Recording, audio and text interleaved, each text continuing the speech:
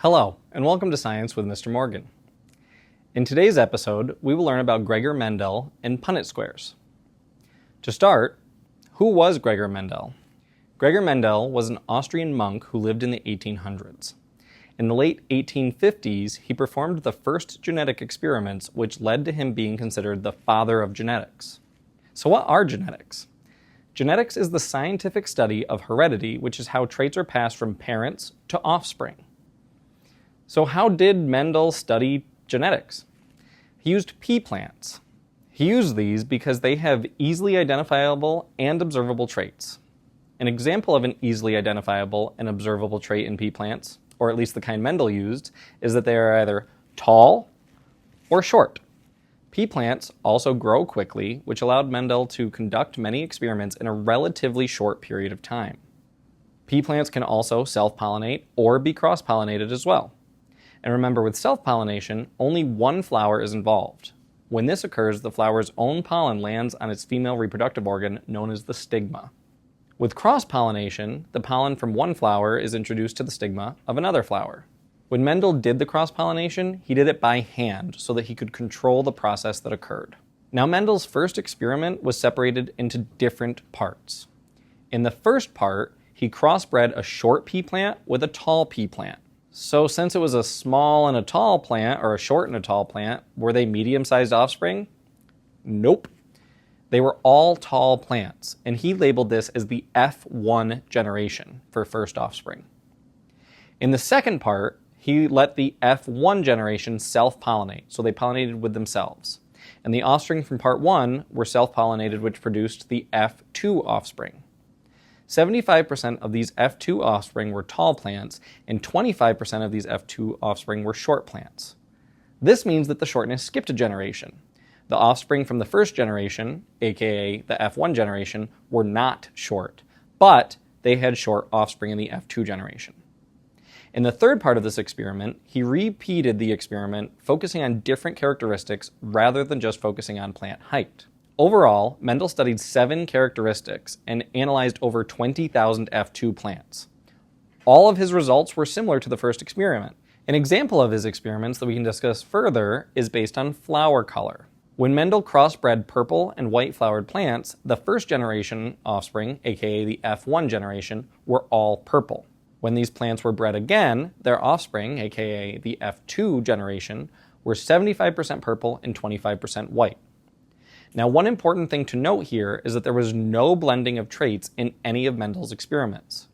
This means that he did not have medium-sized plants or light purple colored flower plants, meaning a combination of white and purple.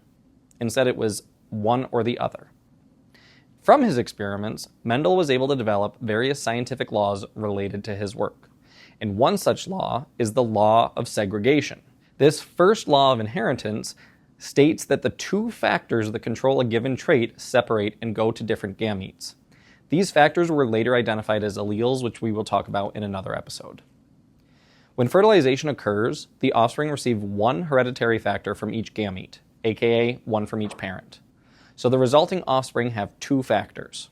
Mendel proposed that each pea plant had 2 hereditary factors for each trait, essentially what I just mentioned. One factor is dominant, while the other factor is recessive. And when both of these factors are present, the effects of the dominant factor are observable. This means that the dominant trait is the one that you will be able to see. Now, this law predates our understanding of meiosis, which means that Mendel developed this theory before we even knew that DNA existed. Now that we've talked about Mendel's law, let's talk about genetic crosses. When describing genetic crosses, we use letters. Dominant factors are represented by a capital letter. In Mendel's first experiment, a capital T was used to represent tall pea plants, T for tall. Now, it's important to note that the letter does not have to be a capital or lowercase t.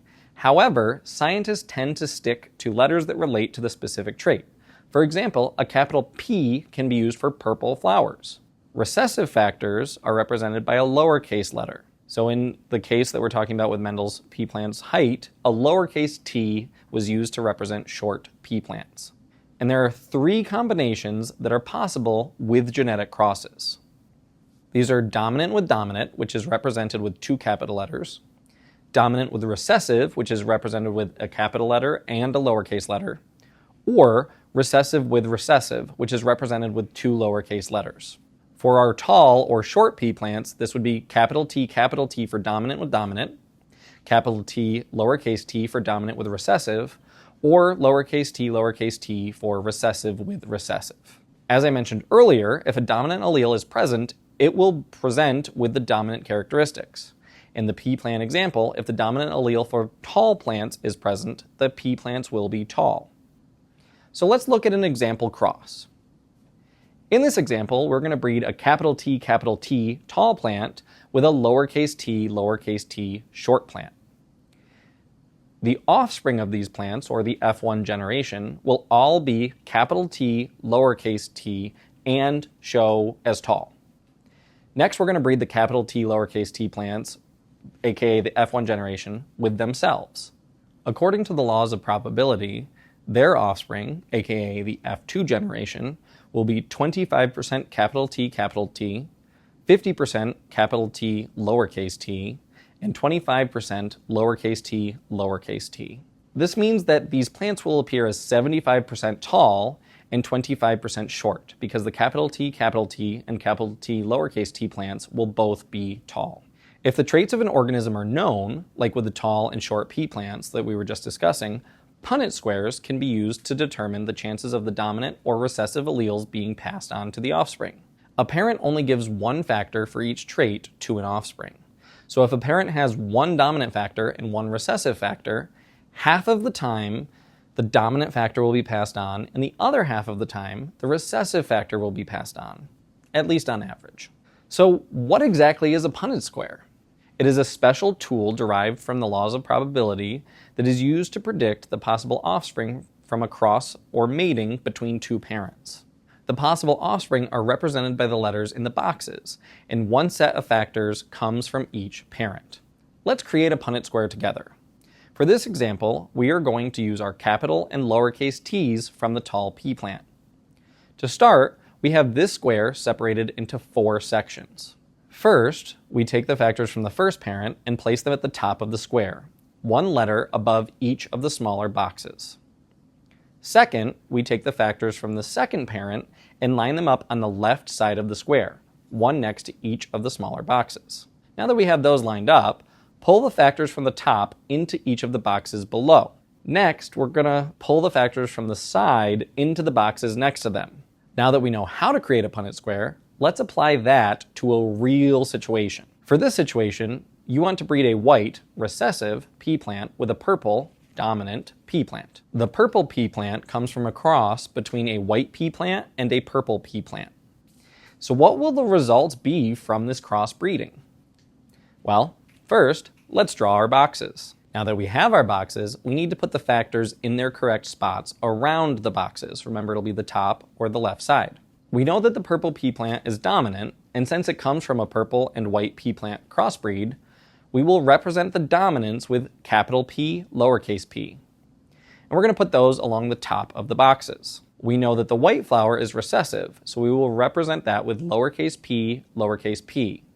And we're going to put those along the left side of the boxes. Now that we have the factors lined up outside of the boxes, let's bring the top ones down to each box and the left ones over to each box. The upper left box will have capital P, lowercase p. The upper right box will have lowercase p.